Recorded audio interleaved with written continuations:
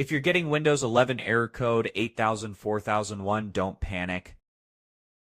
This error usually appears when Windows Update components are missing, corrupted, or blocked. It can prevent updates from installing, but we can fix it step by step without reinstalling Windows. First, press Windows plus R, type Services, and press Enter. Scroll down and find Windows Update, right-click it, and choose Stop. Now find Background Intelligent Transfer Service, or BITS, right-click it, and stop it as well.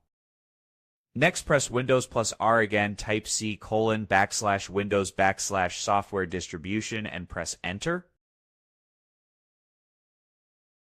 Delete everything inside this folder. Don't worry, Windows will recreate them automatically.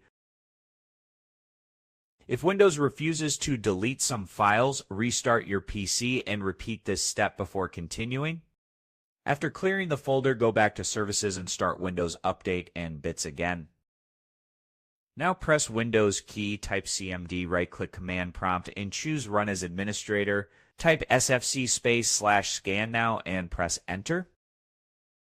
Then wait until the scan reaches 100%. If SFC reports that it fixed its errors, restart your computer when it finishes. After restarting, open Command Prompt as administrator again and type dispez/online/cleanup-image/restore health.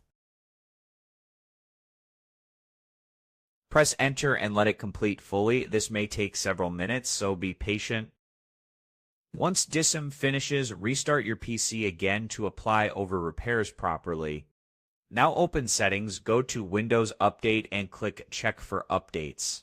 If you're still seeing the error, temporarily disable any third-party antivirus software and try updating one more time. Also, make sure your system date and type are correct because incorrect settings can block updates. In most cases, resetting update components and repairing system files completely fixes this Windows 11 error. If this video helped you, hit like, subscribe for more Windows 11 fixes. I'll see you in the next one.